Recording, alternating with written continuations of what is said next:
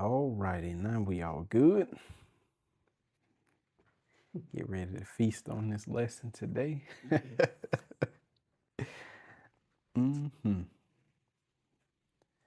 All right, shalom, brothers and sisters. Back again with another lesson. All praises to the Most High. He's seeing us through another week to be able to hear these gracious words of hope. Now, before I do any more talking, brothers and sisters, I gotta do a mic check. Just gotta make sure everything is all good. If there's no grainy noise, there's no in and out sounds. If there's no weird increases and decreases in the sound, just go ahead and put a 7 in the chat for me so I know everything is all good. If you ain't hearing no weird static and wind noises or nothing like that.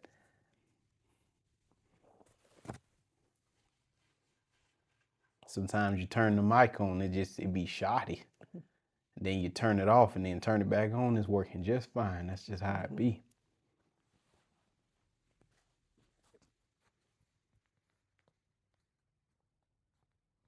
All right. Thank you, brothers and sisters, for putting the 7 in the chat for me so I know everything is all good. Thank you, Sister Salika. This is straight from Temu.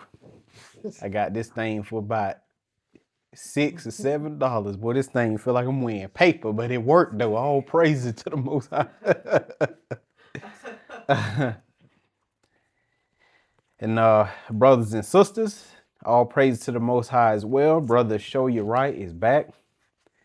He is out of the hospital, feeling well, back hearing the lessons. All praises. It does not feel good to not feel good. It's a bad feeling. But I'm glad you're back, brother. Show You Right. It's good to have you again, brother.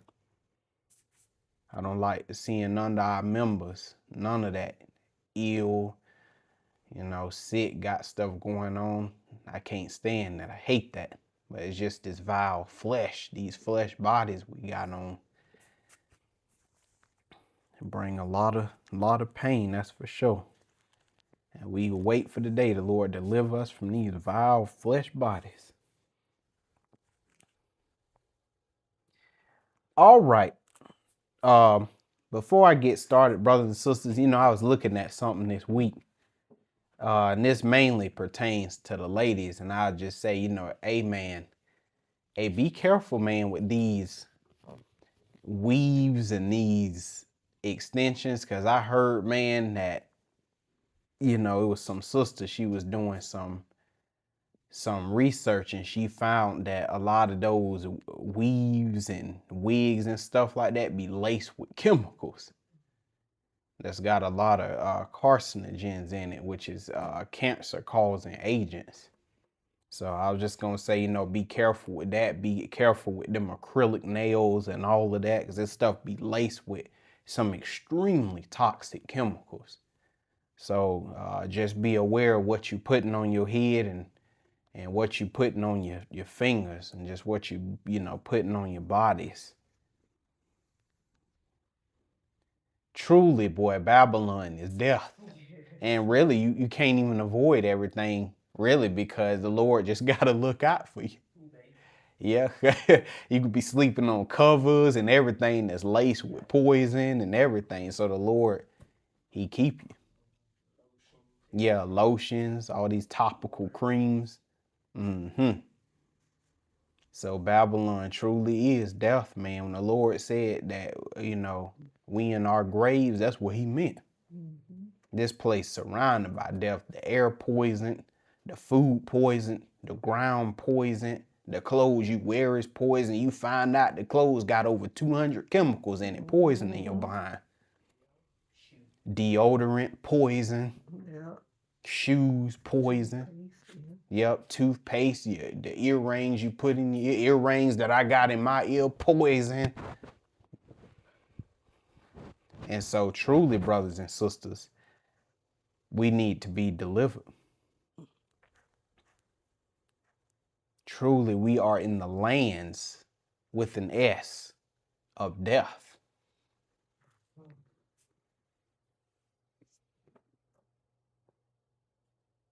But anyway, brothers and sisters, I just had to mention that because that was just something I seen. I was like, man.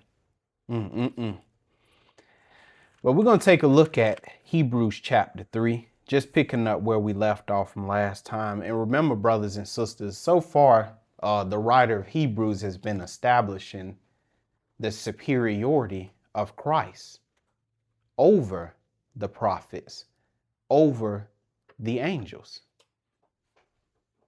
over man, period.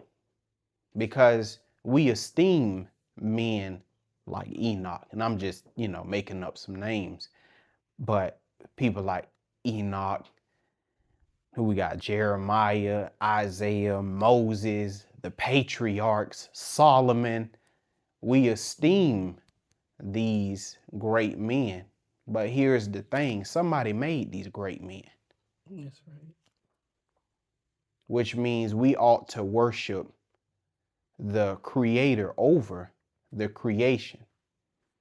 All of these great men and women that you respect or fear, somebody created them. And whoever created them, that's the one you ought to listen to. And we found out the one that created them was Christ. The same with the angels, because our forefathers, they made a big deal out of the angels. When they was in the presence of the angels, you will see them, they'll be falling out, they was weak, all of that. Or they was talking to somebody they supposed was a man, turns out it was an angel, and they went crazy. Oh my, it was actually an angel, man. Well, Christ is saying one greater than the angels has come. One greater than the prophets, one greater than Solomon is here. And just like the angels, the one that you suppose was a man, but turns out it was an angel, we seen that with Joshua. Remember that with Joshua? He thought he was talking to just a man. He was like, oh, whose side you on? And the angel said, hey, I'm the captain of the Lord's host. And Joshua fell to his knees. Mm-hmm.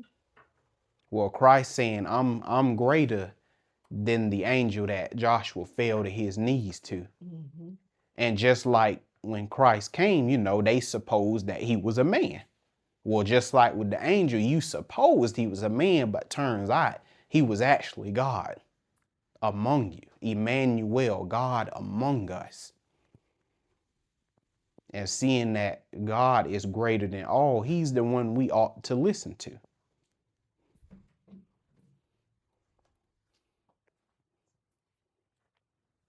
This is why the writer of Hebrews, he's going through and he's establishing Christ, because he understands that the people at the time, the Israelites, they esteemed the prophets, they esteemed the angels. But the Lord said, hey, I'm over the prophets, I'm over the angels. In fact, I created them. So you ought to listen to me, okay? But we're going to go ahead and get into Hebrews chapter 3. Hebrews chapter 3, and we're going to start with verse 1. Okay? And when you get there, go ahead. Wherefore, holy brethren, partakers of the heavenly calling, consider the apostle and high priest of our profession, Christ Jesus. So Christ, he's being called the apostle and the high priest of our profession, or that means confession, meaning our faith. Now, it's very easy, brothers and sisters, to just keep reading, but we got to stop and we got to break some things down in this verse, because there are quite a few things we have to actually break down in this verse, because if you just skip past this stuff, you'll only see things on the surface level. You won't see the deeper meaning of the things that have been composed here. So the first thing, brothers and sisters, that we have to look at is where it says, holy brethren. So the writer of Hebrews, he says, hey, holy brethren. And he called these holy brethren partakers of this heavenly calling. So we need to figure out exactly who this holy brethren is. And when we find out who this holy brethren is, we find out who these partakers are through the holy brethren, because we know it's the partakers are the holy brethren, but we need to find the identity of the holy brethren. And another word for brethren is simply family. So who is this holy family? Or who is this family that the writer of Hebrews is talking about? Does anybody in the chat know who this holy family is? This holy brethren? Who is this holy brethren? Who is this holy family? Who is that? Because he calls them the partakers of the heavenly calling. We got to figure out what that is too, this heavenly calling. But who is this? Who is the holy brethren or this holy family? Does anybody in the chat know who this is?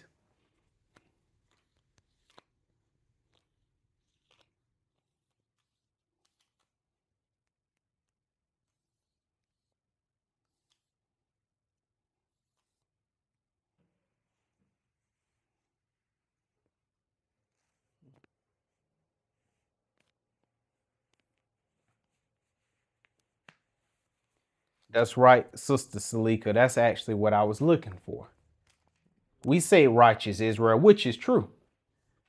But we're looking at, that's that superior nation, the new 12 tribes of Israel.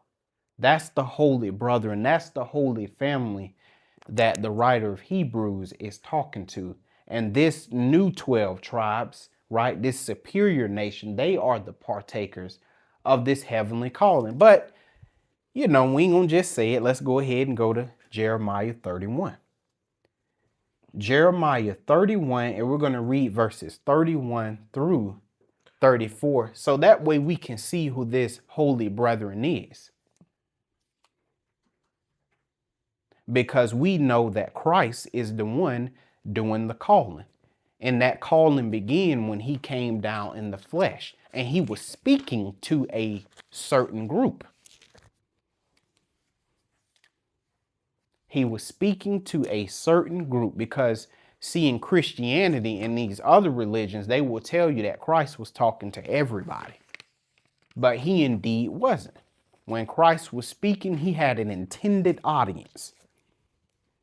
And we're going to find out who this intended audience is. Okay, go ahead. When you get there, Mama, read this verse 31. Behold, the days come, saith the Lord, that I will make a new covenant with the house of Israel and with the house of Judah. So this is the Lord here in Jeremiah. Now, in times past, this Lord, this is Christ. But at the time, he was known as the Father to us. But he's basically saying the days come. What days? The days where he would get off of his throne, literally, and come down in the flesh. Them the days he was talking about. He says that I will make a new covenant. Another word for covenant is what? A pact. A new contract. A new what? Agreement. And what is this new covenant, this new pact, this new agreement? What is it? How to obtain life. Yes. That's what this is about. How to go about obtaining this life that you forfeited the first time because you were sinful, because you were evil.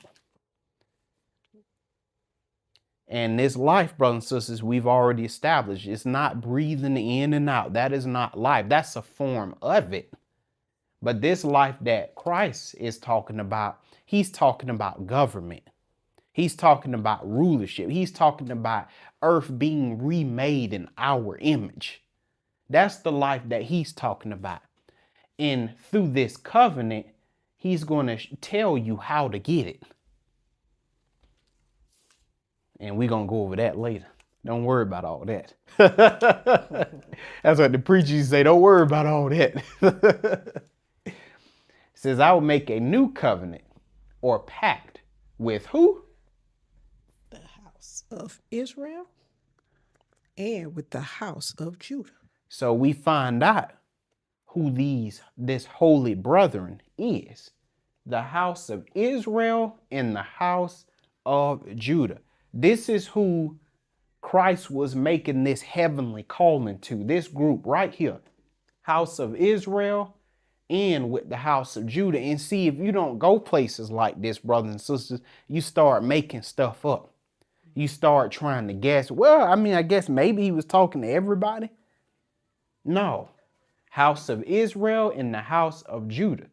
Now, this house of Israel and house of Judah, remember, they're not the holy brethren. They're just the brethren. Now, they can become holy, but it's something they got to do if they want to become the holy brethren. But he spoke to what? The brethren, the family. Because that's who's eligible to become holy. But we'll get to that. Go ahead with this verse 32. Not according to the covenant that I made with their fathers in the day that I took them by the hand to bring them out of the land of Egypt. So not according to the covenant that I made with their fathers. So this lets you know that that covenant that Moses had brought forth, we see that that is an entirely different covenant on how to do what? Obtain life. Which again, that life is not this funny feeling you breathing in and out. That's a form of it. No, this life is talking about a government, rulership, and the earth being made after your image. That's what that life is. That covenant was how to obtain those things. Well, he say the way to obtain it is not going to be like the old way where I said keep my laws, statutes, commandments, and my judgments. He said it ain't going to be according to that way. He said it's going to be different this time. What? Which my covenant they break. Wait a minute. What? Which my covenant they break. So they break, which means there was no, well, I'm going to come back around and keep it. No, the Lord said they already violated the covenant. This is why, right as this letter is being composed, this is why shortly it was getting ready to come upon them. That is determined shall be poured upon the desolate, because even though that new covenant was being brought forth, hey, you still got to pay. I got to do what I said when you broke it, hey. But nevertheless, once it's done, hey, it'll be over. You move right on into this new.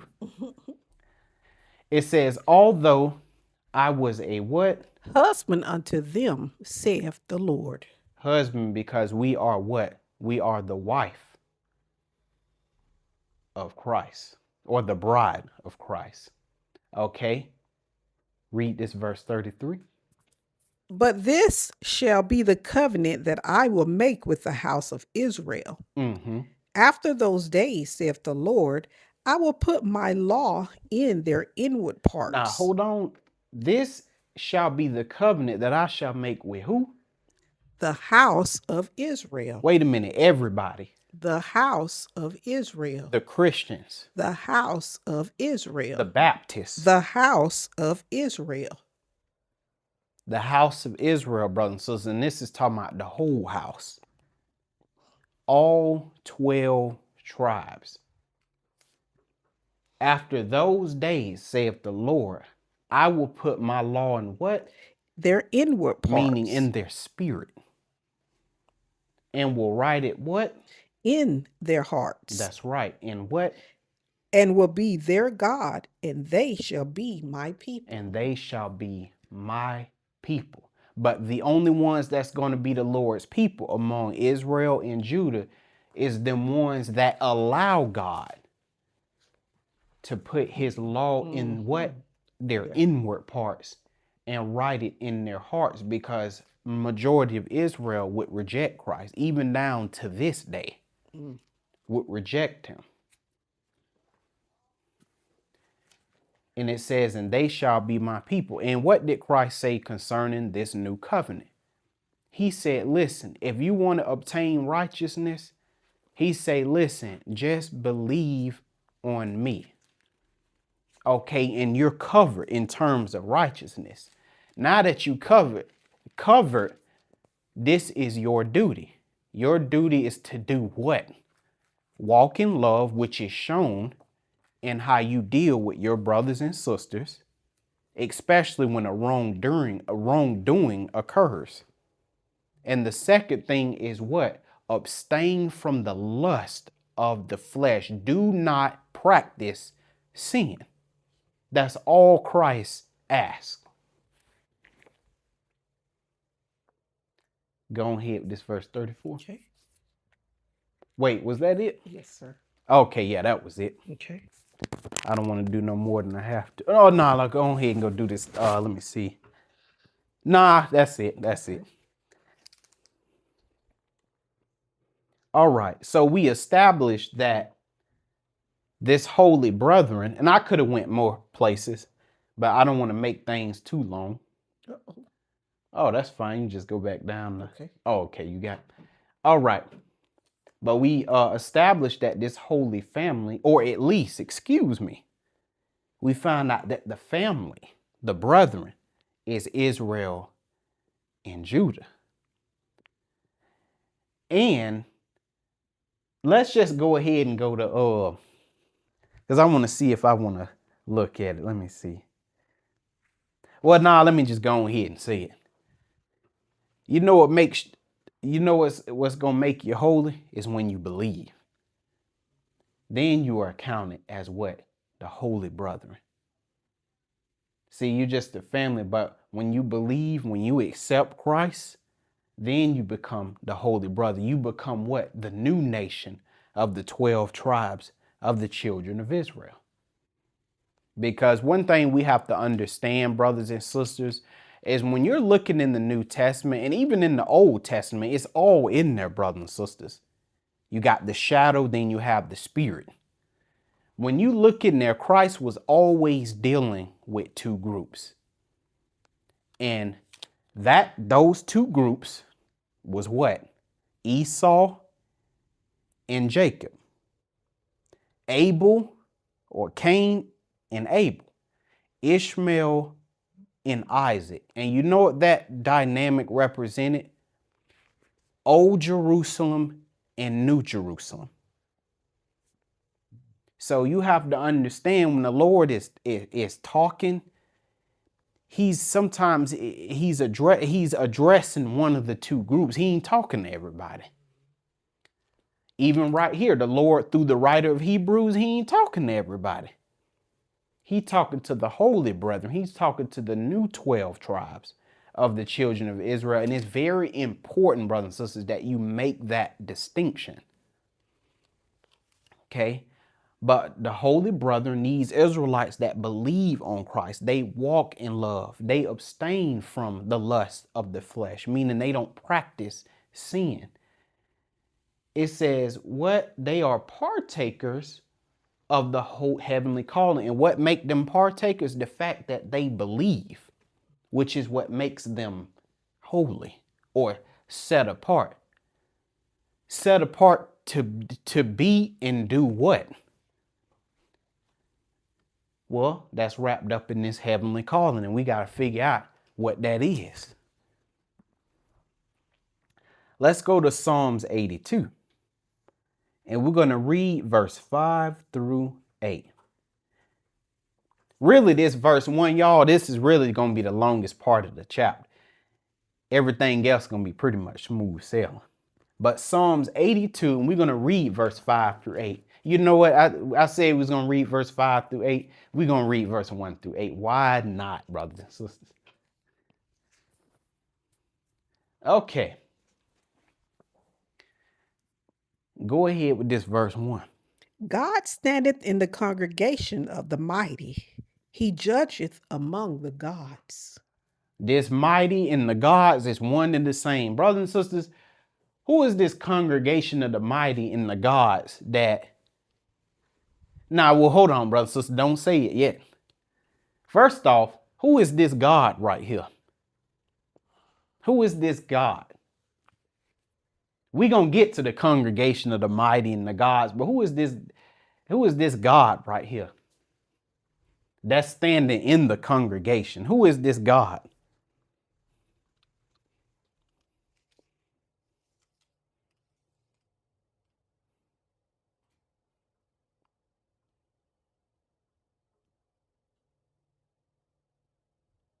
That's right, brothers and sisters. This God right here, this is Christ. Now, we know he had always been dealing with Israel. We know that. But brothers and sisters, when did he stand in the congregation? When did he stand in the congregation? We know, brothers and sisters, he always had been dealing with Israel. But when did he stand in the congregation, though? That's a question. Chad, when did he stand in the congregation? These are all questions you got to ask.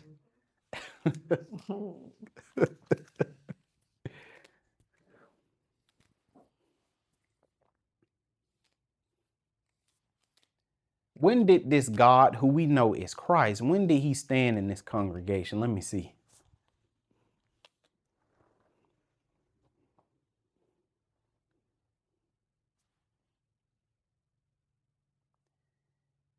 Yep, Warren Halter, Cornell Bates, that's what I was looking for. When he came to earth, when he came in what? The flesh. Darren, when he came as a man. And I'm just saying that that's to be more specific. He was always dealing with Israel, but we just saying if we want to be more specific, Christ came. He stood in the congregation when he actually literally came in the flesh on the earth. And look at what Israel's being called, mighty, and judgeth among the gods. Now, when the Lord was when he was getting ready to, a total annihilation of the old 12 tribes of Israel, what did he say following that? He say, I'm gonna get rid of all of them, Moses, and then from you, I'm gonna create a greater and a what? A greater in a what nation? A greater in a what nation?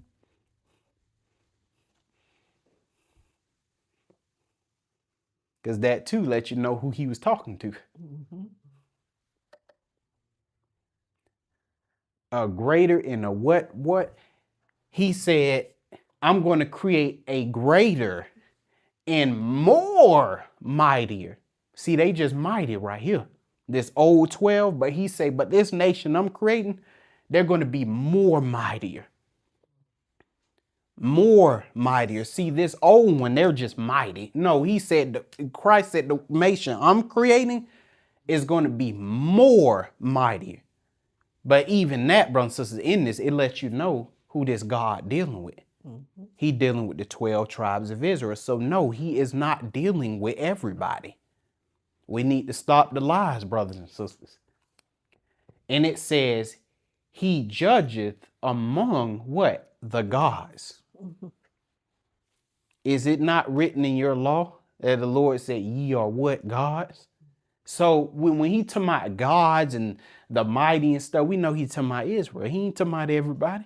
And this is stuff that has to be pointed out because there's some people today that have joined our church. They knew and they don't know none of this stuff. I know y'all know, but they don't know this. This is why I have to say it.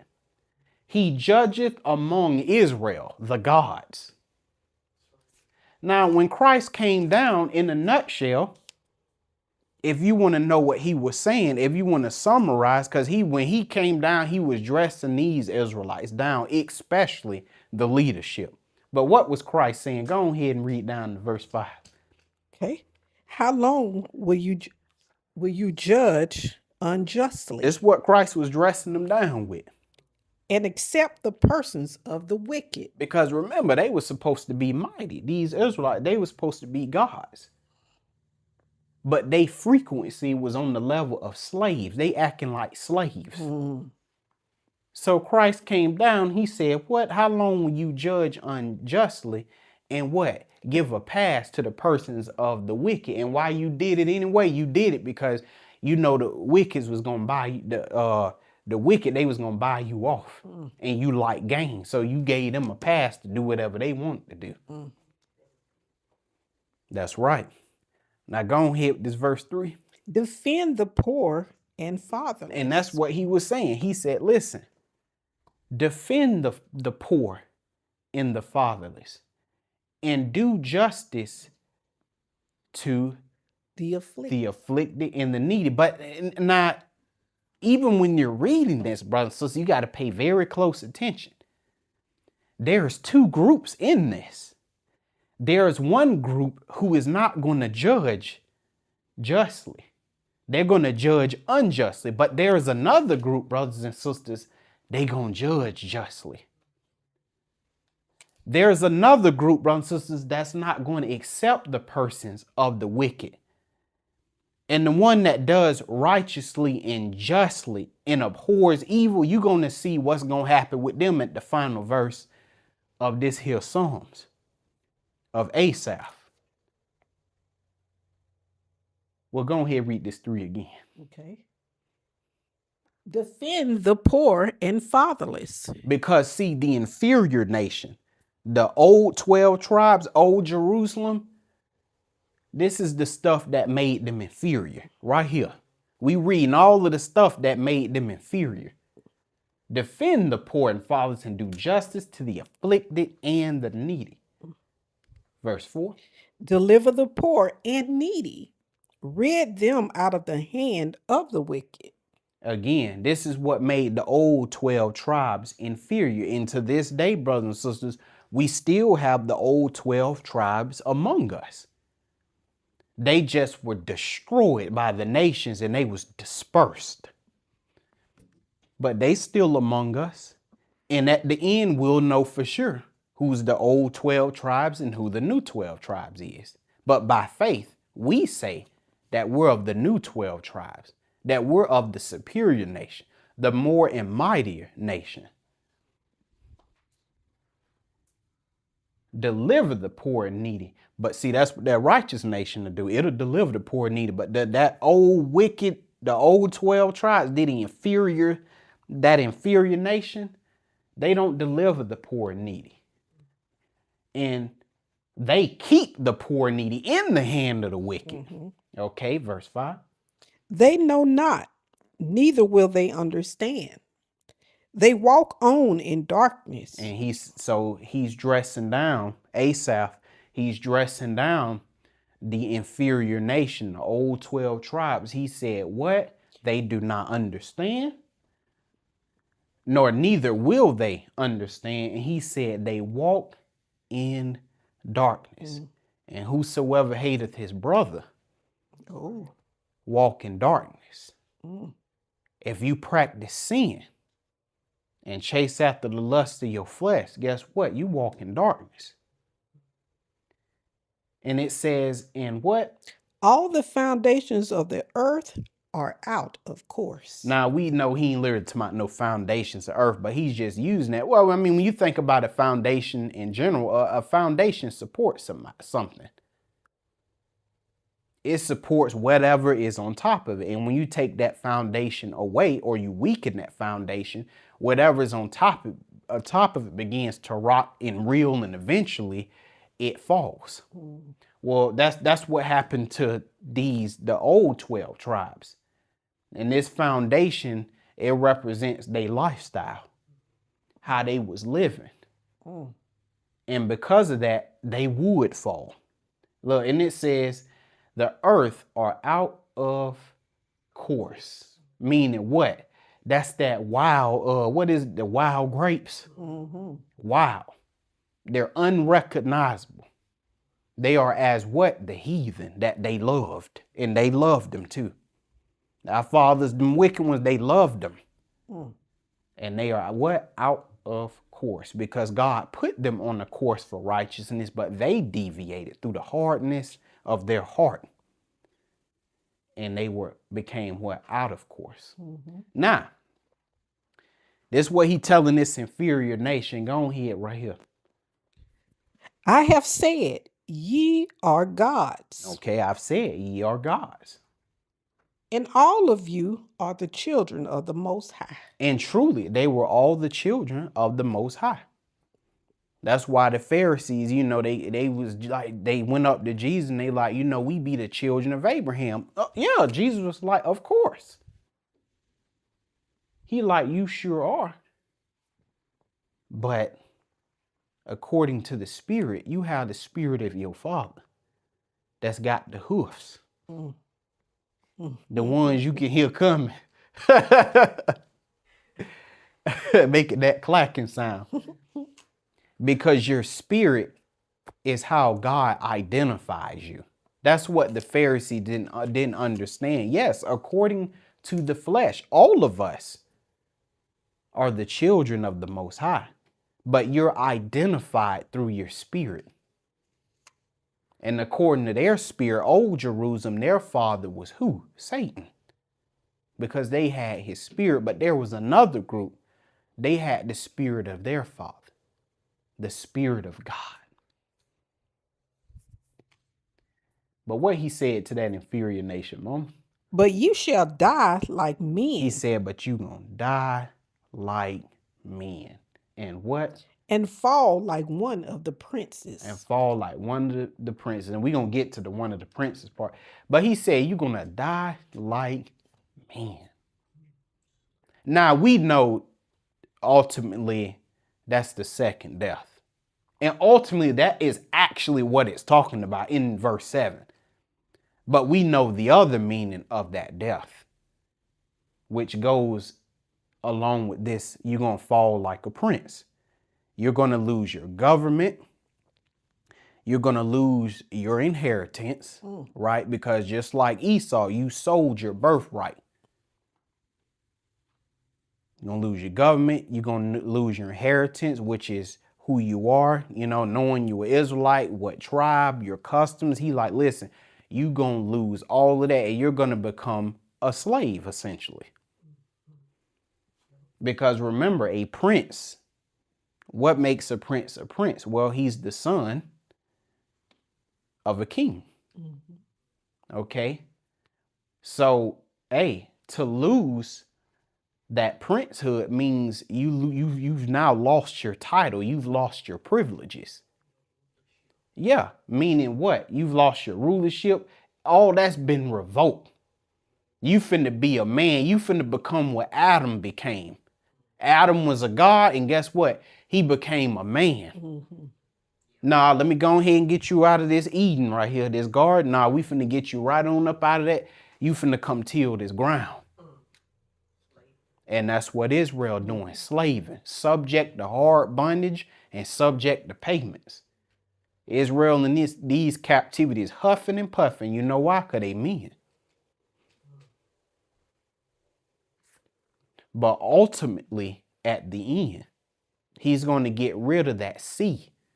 He's going to get rid of that inferior nation. Okay, this is what I want to get to right here. Verse 8. Arise, O God, judge the earth, for thou shalt inherit all nations. Okay.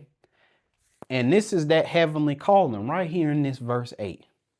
Now it says, arise, O God. And again, brothers and sisters, who is this O God right here? Who is this God? Who is this God?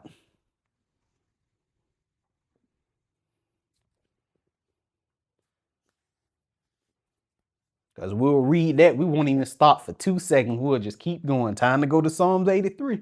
Nah, who is this God right here?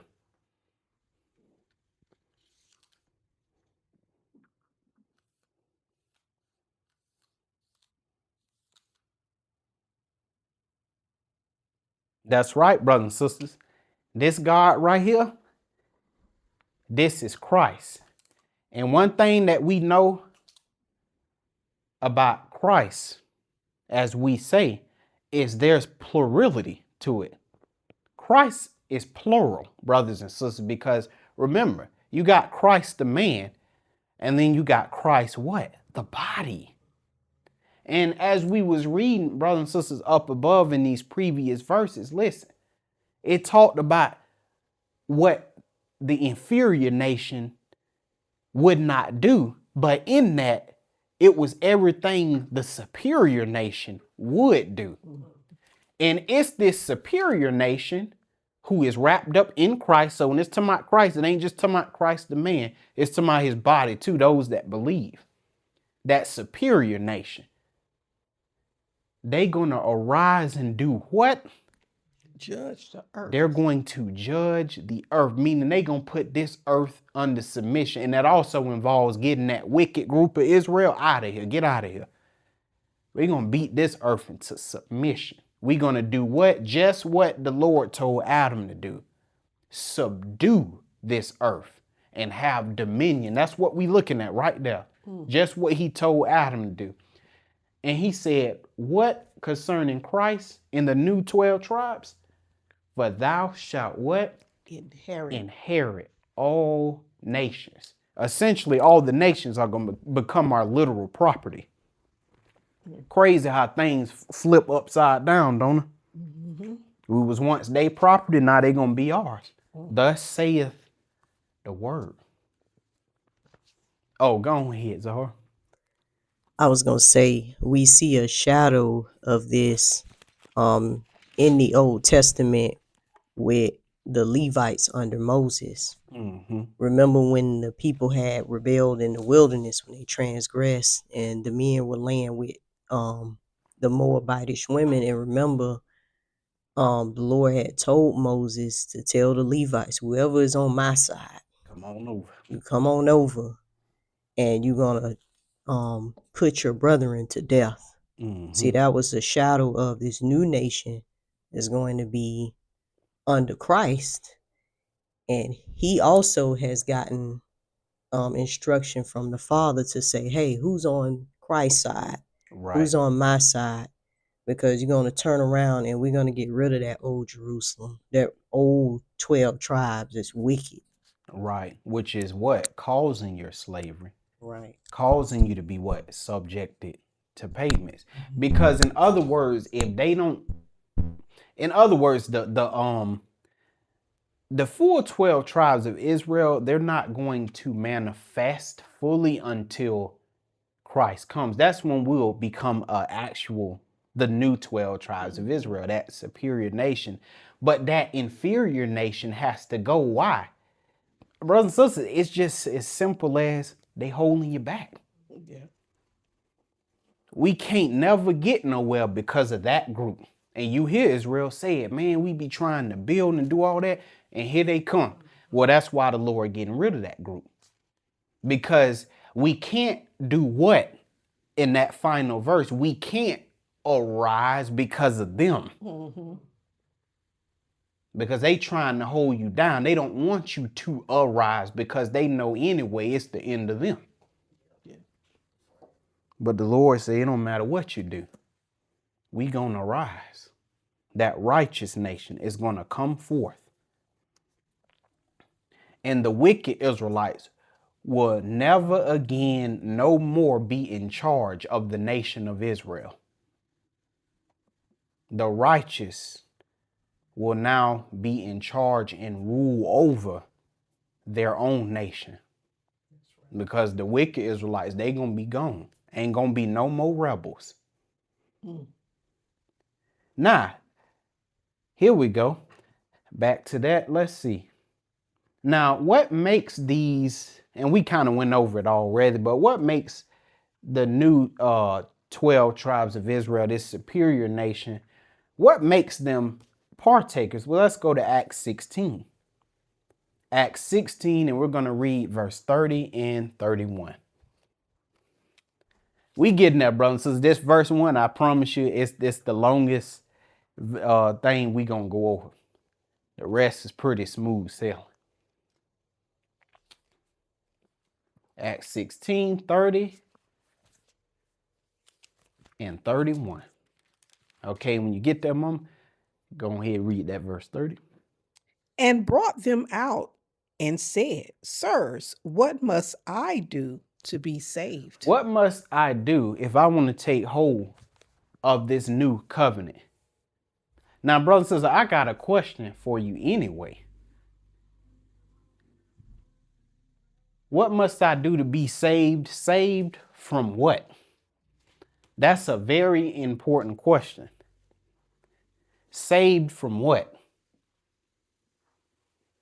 We know one of them is sins. We all know that, but saved from what? We all know sin.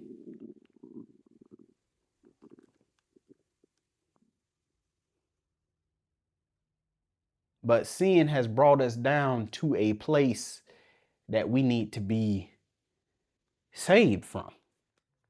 Circumstances, situations.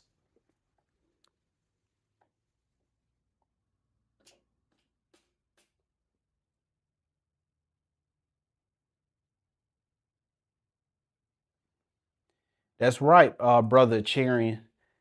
Saved from my enemies. Angela Caraway, saved from our enemies. Because it's our sin, brothers and sisters, that's got us dealing with our enemies. But now that you've repented of your sins, you've accepted Christ, you've accepted the covenant, the pact, the agreement, the contract. Hey, you're still under your enemies, though. Which means what? You need to be saved from them. Seeing that Christ has done what? Cleansed you. So now you need to be saved from them. But I'm just saying, brothers and sisters, it's just another way.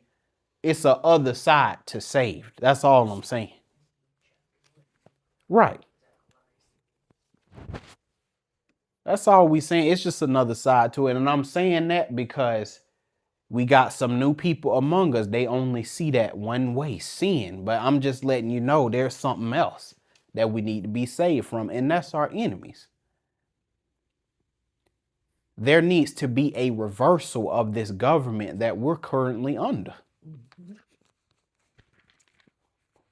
Because this government that we're under currently, this is what's causing your pain, your sorrow, your tears. This makes you not even want to go out nowhere. Because this current government that we're under. And the government does not run itself. There's a people that runs the government. And the people that run this government is these heathens that we're under and that we're subject to, that we're captive to. It don't matter if you don't believe you're captive to them. God say you captive to them. You're captive to them, okay? So we need to be saved from our captors. And as Isaiah 14 say, your oppressors. We on 31? Yes, sir. Go ahead. And they said, believe on the Lord Jesus Christ. So if you want to be a partaker, you got to do what? Believe on the Lord Jesus Christ. So if you want to be a partaker of this heavenly calling, you must believe on the Lord Jesus Christ. And the Lord said, what's going to show me your belief is when you walk in love towards your brothers and sisters, especially when the wrongdoing occurs. Because that's when that love going to be tested. That love is shown in how y'all deal and treat one another. And on top of that, what's the second thing? Abstain from the lust of the flesh. That's going to show me that you believe. Now, doing all of that, I could still condemn you to death. What's ultimately going to get you into the kingdom to come, your kingdom, is me. I'm the one that decide whether you get in or not. You do everything right, and I still condemn your black behind. He say, so the belief is on me, not in your works. But I'm just telling you what your duty is. This is what please me. This can somewhat increase your chances. But he say, believe on me, and thou shalt be what? Saved. In thy who? House. The house. And that's all there is to it, brothers and sisters. If you want to be holy, if you want to be a partaker of this heavenly calling, which is to become what? The sons and daughters of God. You must believe.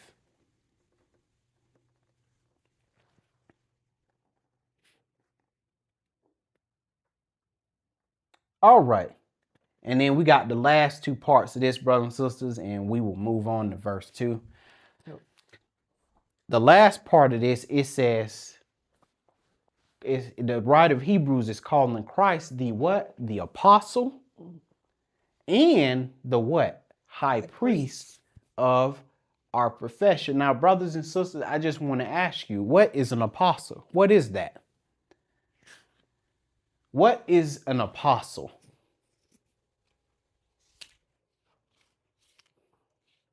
Because we be sensationalized that, oh boy, an apostle.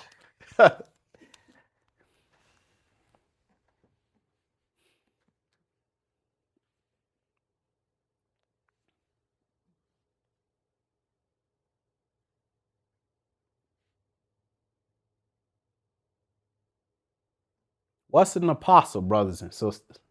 What is that?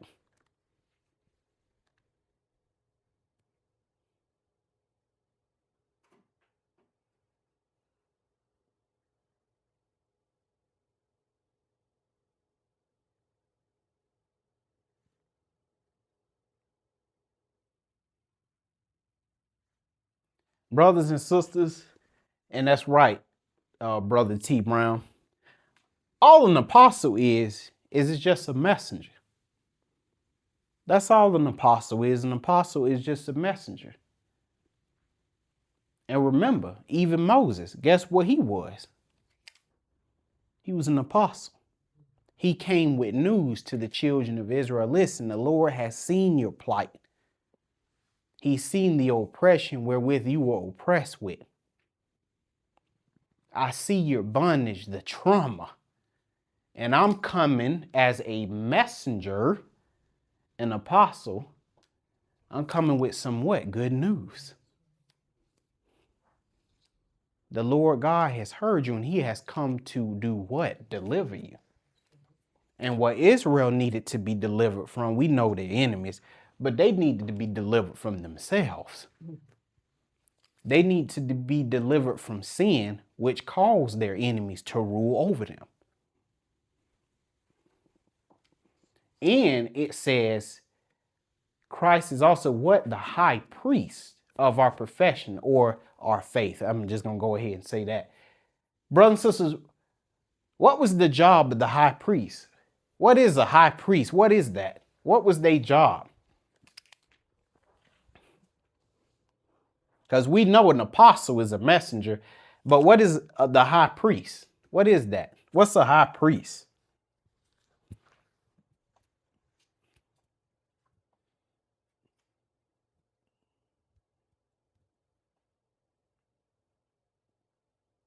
What is, brothers and sisters, what is a high priest? What is that?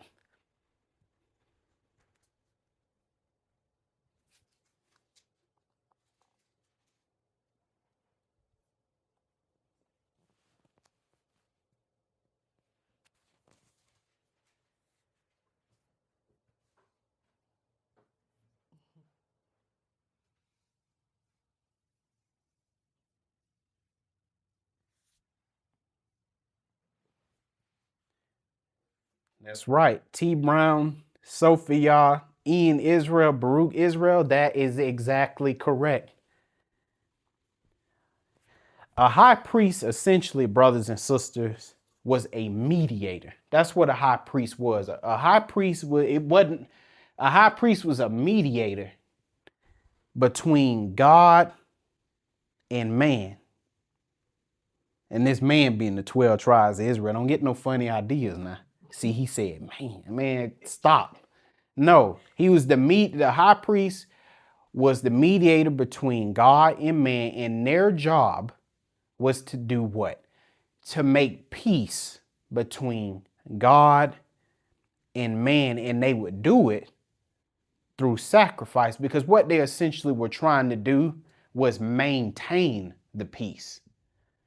And see, Christ is the greater high priest. Let me tell you why. Because the earthly high priest, those of that were of the sons of Aaron, they were the inferior high priest because all they could do was try to maintain peace, but they could not make peace. That's why they were always sacrificing daily and every year, making atonements for Israel, because they could not come up with the perfect sacrifice to make peace. So they sacrificed, and that which they sacrificed was also inferior, the blood of bulls and goats. And also because the bulls and goats, amen, they didn't sin against God. Man did. But all of that did was maintain some type of peace, but they couldn't make peace. And on top of that, the high priests themselves had to sacrifice for themselves because they too was what? Sinners. Mm-hmm. But what makes Christ superior is Christ wasn't a sinner. Christ was perfect. And Christ actually did what? He made peace. Mm-hmm. Not maintained it. He made peace. He made the atonement, the final atonement. There is no atonement after what Christ made. There is no more making peace after Christ made peace. Because you know why? You know who that perfect sacrifice, the high priest Christ, came up with? It was himself. And it was perfect in the sight of the Father because it was man who crossed him anyway. So that was the perfect sacrifice. So Christ, he was both the offering, he was both the offerer and the offering. That's amazing, brothers and sisters. He offered himself and was perfect, without blemish. And he made peace one time and forever. Now, here's the difference, brothers and sisters. With Christ, in order to receive this atonement, in order to receive this peace that was made one time and forever, to be cleansed before the sight of the Father, guess what? You got to believe. This atonement ain't just thrown on you. Well, here you go. No, you got to believe. That's what ratifies the blood. That's what ratifies Christ's sacrifice. And when Christ cleanses you, when he makes the atonement for you, which is made once you believe, again, it ratifies the blood. Guess what? You now become a part of that new nation, that superior nation, that more and mightier nation, with a more and mightier high priest over it. Mm-hmm. That's all I want to say, brothers and sisters. All right. Now, we're going to go ahead and we're going to go down and we're going to read verse 2. Now we're going to get to moving, brothers and sisters. Now we are going to get to moving.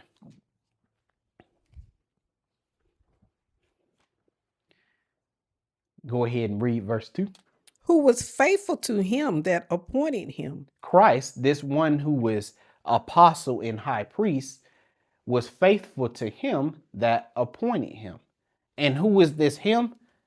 Well, this was the Father, which was declared by Christ when Christ came down. He's letting you know that there was someone else sitting on the throne.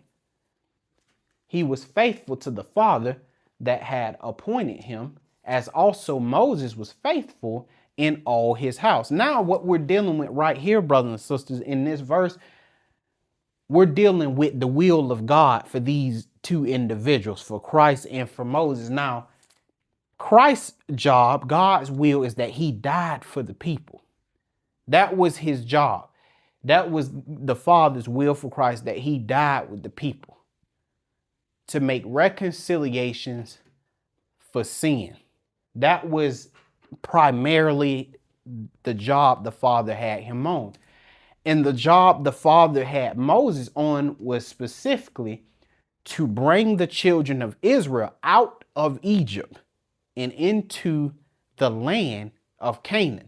Now, the thing is, one was perfect and the other one was imperfect. Okay?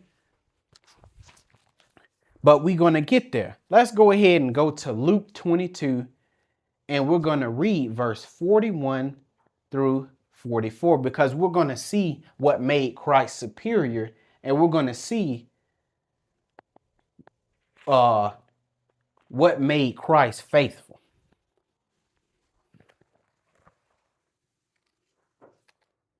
Because I'll say this. Well, let's just go ahead. Luke 22, and we're going to read verse 41 through 44. Now, this is when it was time. Now, Christ's whole ministry, that was the Father's will.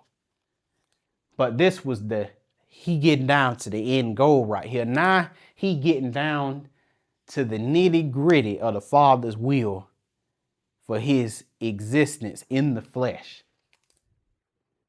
He know he finna get ready to die. So this is going to be the hardest part of the Father's will for him. Verse 41, go ahead. And he was withdrawn from them about a stone's cast, and kneeled down and prayed. Okay. So Christ, he removed himself from who? His disciples. And he went away to pray. To who? The Father. Verse 42, saying what? Father, if thou be willing. If thou be willing. Because he knew the height of the Father's will was coming for him. Go ahead. Remove this cup from me. Nevertheless, not my will, but thine be done. But Christ, he didn't rebel at all. He said, Father, it's just if you are willing, if it's possible, remove this cup from me. But he said, but nevertheless. So Christ never actually did anything to go against the Father's will.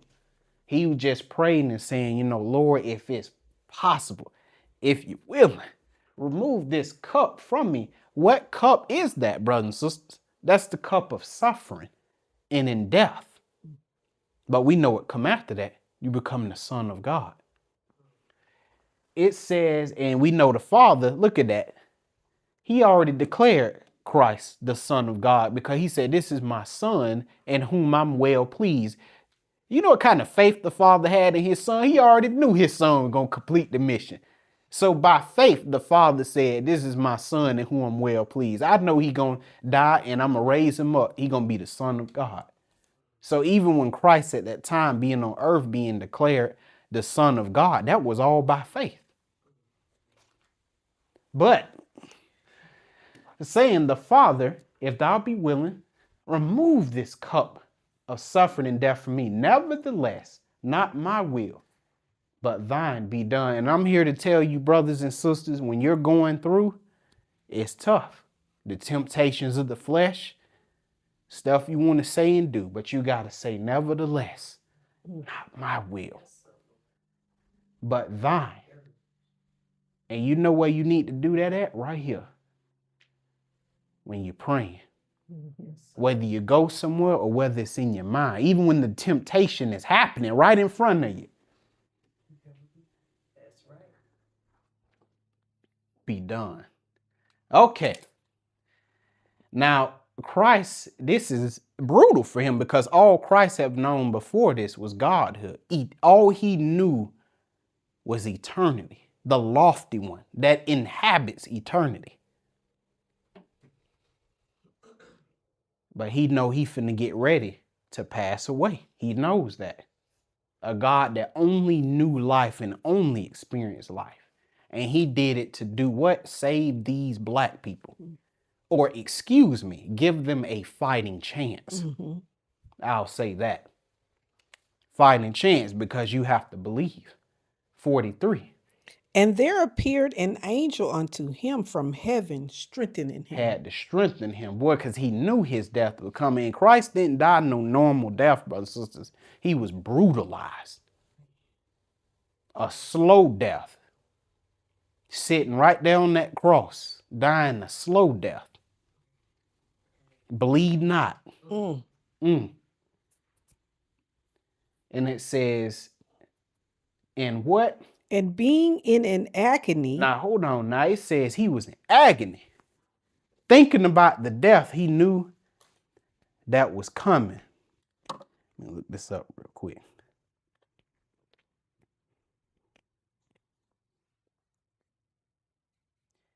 Now, that word agony, it said Christ being in agony. The word agony means extreme physical or mental suffering.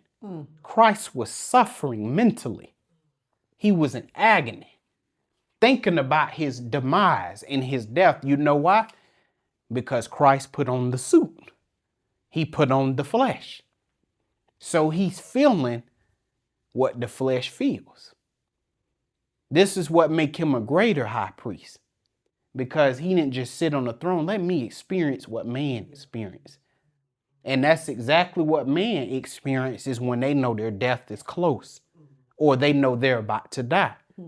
Or the saints who were bound and they was about to get literally ripped apart in some cases, when they knew they were going to be stoned to death, when they had a noose around their neck and was finna be hanged, the saints. Some saints was knew they was finna get crucified. They was what? In agony. The Lord Christ said, ain't no way I'm not finna experience that. I'm finna go ahead and put this suit on, and I must feel what my servants feel. Because I have no right to be over them if I don't know what they've gone through. So I must experience it. That's a great leader, ain't it? Yes. What leader you know gonna come down to your level and experience what you experience? Christ said, no, I'm gonna experience it. Right, right. You don't think Stephen felt that agony when he knew he was being brought out to the city and being stoned? This is why Christ said, I must experience this. Yes. And the same way that angel appeared unto Stephen That's right. before his death. Sure did. Man. And the heaven opened to him. Oh, man. Brothers and sisters, this is deep. When you carnal and you ain't spiritual, boy, you don't know what's going on. But this is deep. So Christ was in mental anguish. He prayed more earnestly, more seriously. And look at him. Look at his flesh. Go ahead. And his sweat was as it were great drops of blood falling down to the ground. Thick sweat. Boy, that ain't no joke. This flesh, boy, I tell you, it ain't no joke. That's right, Cornell Bates. That's why it said, for God so loved that he was willing to go through that.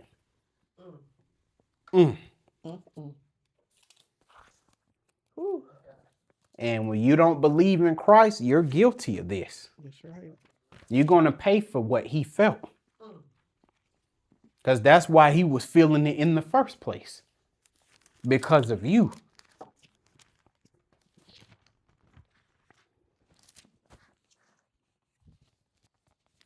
Man. But we see, even though Christ felt all of that, he was obedient. He didn't falter one time. But now let's look at Moses. Okay. Obviously, under different conditions. Let's go to Numbers 20, and we're going to read verse 10 through 12. Because Moses essentially was tasked with doing what? Bringing the children of Israel out of Egypt into the land of Canaan. That's what the Father tasked Moses to do. Now, at the time, we know that the Father at this time, we know that it was Christ, but we know at this time he was known as the Father to us. The other God wasn't exposed until Christ came. He made him known. All right. But let's look at Moses. Go ahead, verse 10. And Moses and Aaron gathered the congregation together before the rock. And he said unto them, hear now, you rebels. Moses was mad, boy. He said, "Hear now, ye rebels." Do Mu- what? Must we fetch you water out of this rock? He said, "Must we fetch you water out of this rock?" Go ahead. And Moses lifted up his hand, and with his rod he smote the rock twice, and the water came out abundantly, and the congregation drank, and their beast also. That's right. Now, before I get to explaining this, it's funny because we know that rock is Christ. And, it was funny because the congregation was in need. They was in need of water so they can do what? Live. And so it was needful that what? Christ was what? Smote. That water may come forth so that way the congregation can live. All But I'm praises. just pointing that out on the My side, brothers and God. sisters. Have mercy, Lord. But we see right here that Moses, he disobeyed the Father. He did not do the will of the Lord in this one instance. Because Moses was actually supposed to speak to the rock and the water was going to come out. But because of who? The rebels, it caused him to smote the rock. In other words, Moses faltered in him doing the will of God. But that's what made Christ superior. Christ didn't falter at all. Even when it came time for his death, he completed the mission. And so all Moses was able to do was bring Israel out of the land of Egypt. He could not bring them into the land. He failed in that instance. But guess what happened? Joshua ended up bringing them in the land. And if you can't see the metaphor and all of that stuff in that, I mean, come on now. Joshua, supposed to represent Christ, saying that, listen, Moses couldn't do it, but I can do it though. That's right. It's in my power to do it. I'm perfect. I can complete the mission. But brothers and sisters, but we see that both, when we go back, you can go ahead and go back to this Hebrews 2. Okay. But when you look at this Hebrews 2, in verse 2, it says, Christ was faithful. Hold on, let me go back. All you got to do is, just spread it a little bit. But when you look right here in this verse 2, it said Christ was faithful and Moses was faithful.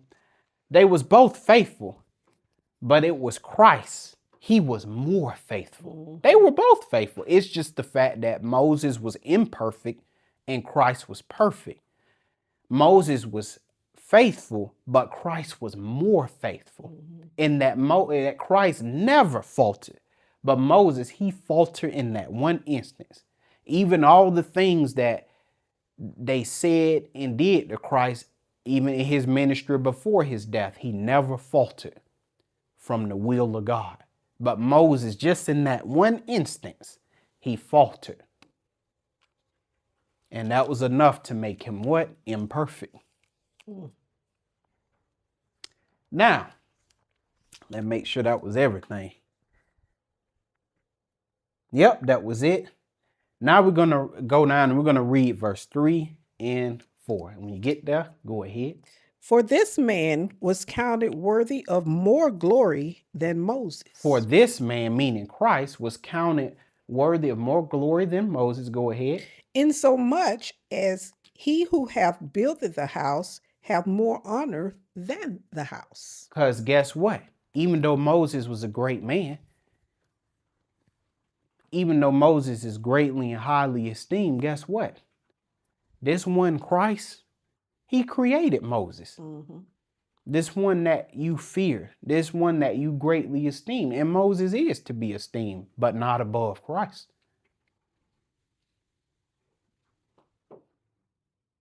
Christ is the one that created Moses, who was inferior. Moses was inferior. And not only that, the house that Moses led was inferior.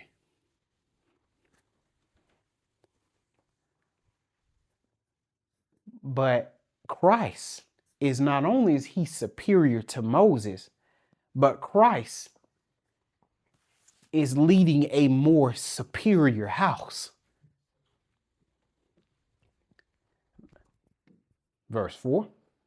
For every house is builded by some man, but he that built all things is God. And this God is Christ. Now, brothers and sisters, that's true. Every house is built by some man, but he that built all things is God. Because think about it.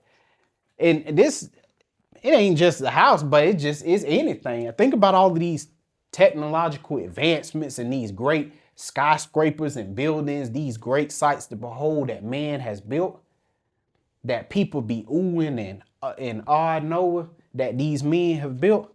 But here's the thing. They built all that stuff, but who built them? Yes. God. God built them. And that's right, the materials too. But God is the one built them. So who actually built it? God. God, because it ain't no him if it wasn't no me. Remember that Patty said that on this?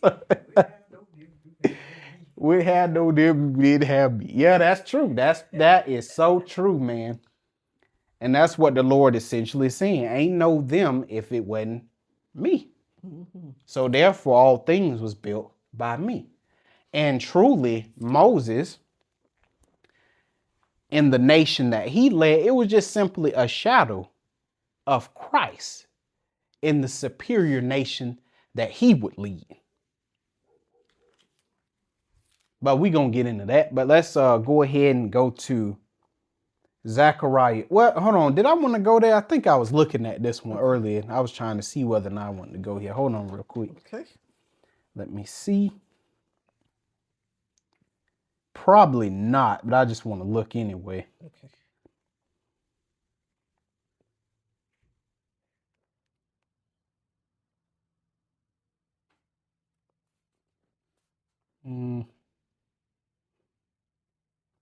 Let me see. Nah, I ain't gonna go there for the sake of redundancy. Okay. So now back to Hebrews, and we're gonna take a look at verse 5 and 6. So we see, brothers and sisters, that Moses, he was imperfect. But though he was imperfect, he was a shadow of Christ and how Christ would be perfect. And not only would he be perfect, but he would lead a more superior nation, a greater and a more mightier nation than that one Moses created. But here's the thing, though. Moses himself is also part of that greater and more mightier nation. So in that sense, Moses truly was great because he was of that greater and that more mightier house. I mean, think about what the Lord even said. Out of you, Moses, I'm going to create a greater, more mightier nation. Why? Because Moses believed. He believed God. All right. Go ahead and let's read this verse 5 and 6. Okay.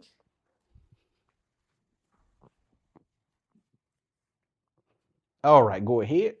And Moses verily was faithful in all his house as a servant for a testimony of those things which were to be spoken after. But notice it says as a servant, not as a son, as a servant, because he was not the son.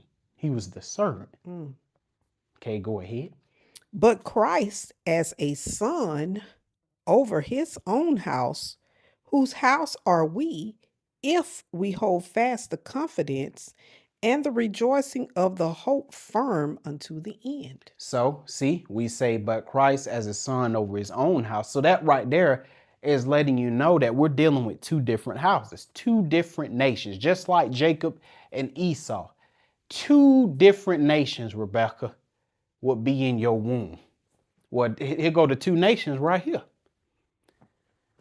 The inferior nation of Israel and the superior nation of Israel. But the inferior nation, like Esau, the elder would come first. But the younger but the more superior nation, being Jacob, would come last. Does that make sense, everybody? Okay, we just making sure we're on the same page.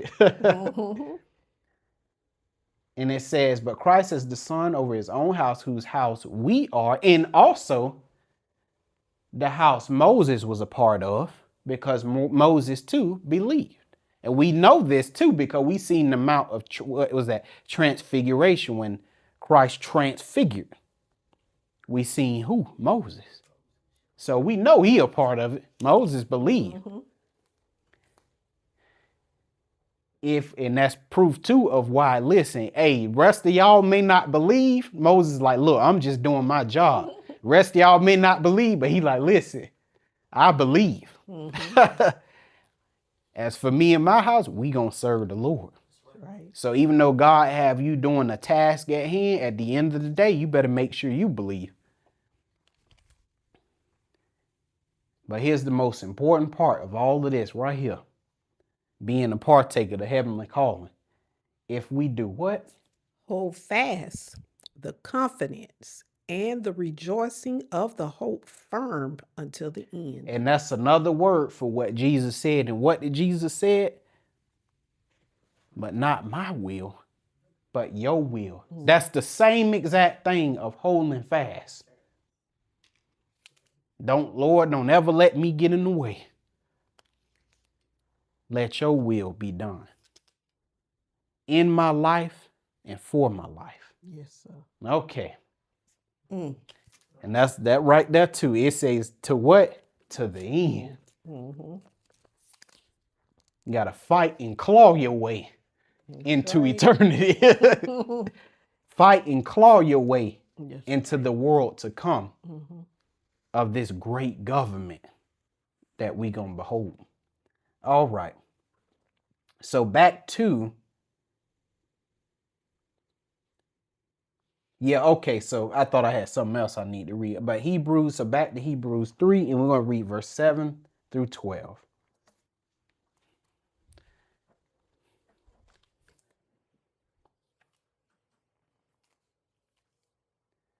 So now, and it's just, the writer of Hebrews is just, this is just that exhortation. This is just that encouragement, keeping them on track, making sure they doing what they supposed to do. Making sure who doing what they supposed to do, this new 12 tribes. Look at what the writer of Hebrews says. Go ahead. Wherefore, as the Holy Ghost said, today, if you will hear his voice. If you will hear his voice, the voice of who? Christ. 8. Harden not your hearts as in the provocation, in the day of temptation in the wilderness. Okay, so now essentially what's being said is don't be like this inferior nation. And the writer of Hebrews is going to show us what made them inferior. And we already read some of it in that Psalms, 8 with Asaph.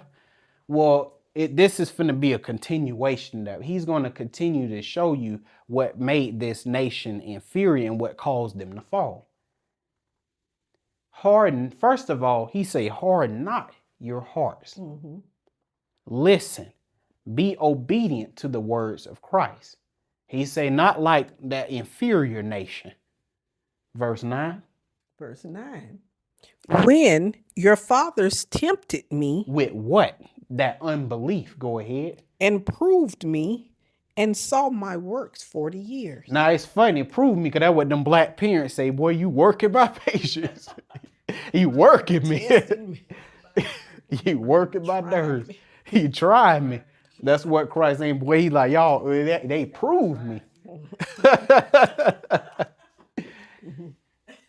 It said, and saw my works 40 years, and did not we see Christ's works? All those miracles, the healings, yes, sir, the casting out of devils. We seen all of that. That's right. Raising the dead, feeding the multitude. We seen all of those what? Works. So Christ like, listen, you seen y'all, the new 12 tribes, y'all seen what I can do. He say, so don't tempt me. Don't play with me. That's what he said. Don't tempt me or play with me. And then he says, because this old 12 tribes, go ahead. Wherefore I was grieved with that generation. In other words, they got on my nerves. And what? And said, they do always err in their hearts, and they have not known my ways. They have not known my ways. They full of unbelief. They full of unbelief, and they love the lust of their flesh. Go ahead. So I swear in my wrath, they shall not enter into my rest. That they should not enter into my rest. And we know they fell right there in that wilderness. And the Lord took the new group into the land. And that's symbolic of that old nation of Israel. They gonna fall. And this new nation, that's the one going into the land. That superior nation. That's what that was a shadow of. Verse 12. Take heed, brethren, lest there be in any of you an evil heart of unbelief. So that was the culmination of all of the evil being done in the wilderness of the inferior nation of Israel. What was the culmination of it? What caused all of it? That evil heart of unbelief.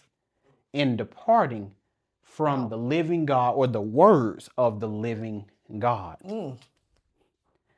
So Christ, like, y'all seen that junk they was doing? He like, listen, don't do that.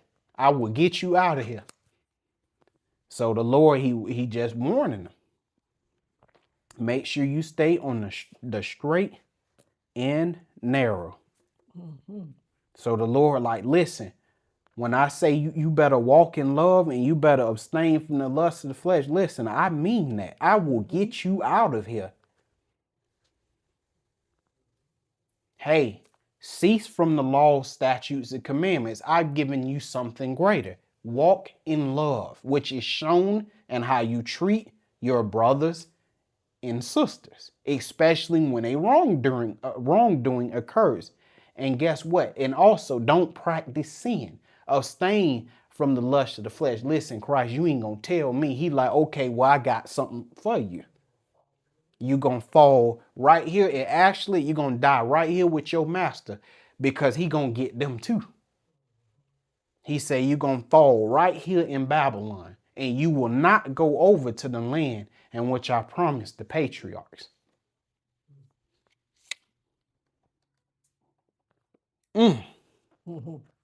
But you don't believe that if you got that evil heart of unbelief. All right, so now let's see.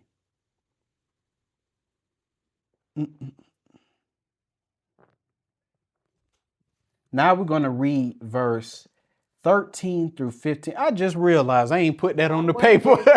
I just skipped from 12, 7 through 12 and went straight to 16 through 19. Like, dog. Okay. I'm like, nah, come on now.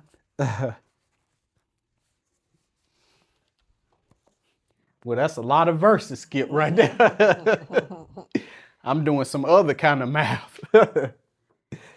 All right, verse 13 through 15. Okay. Now, go ahead.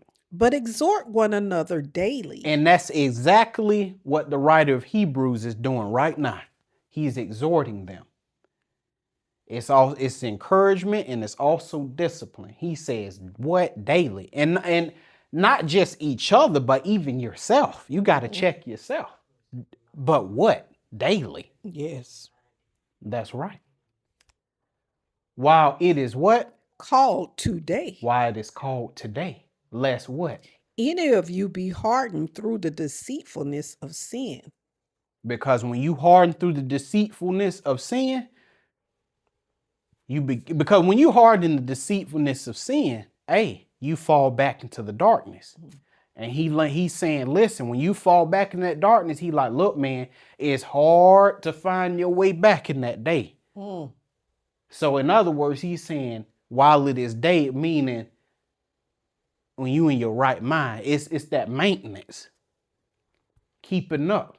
Because if you don't, you're going to fall back into sin, and it's going to be much harder to find your way back.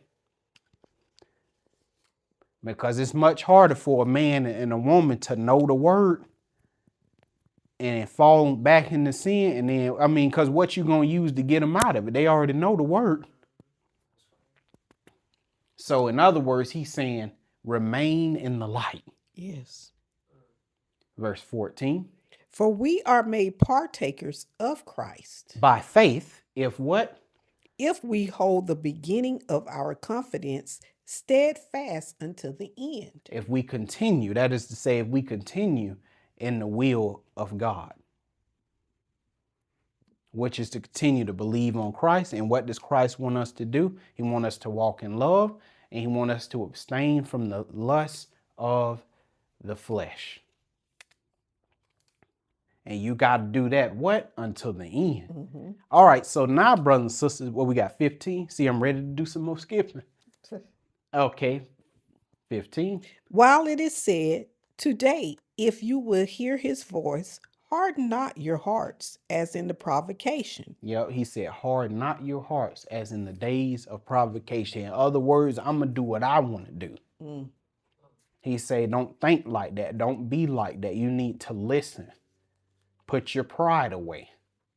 Because that's Israel's problem. They got a lot of pride. That's why the Lord said, if they humble themselves, put that pride down. Hey, man, I was wrong.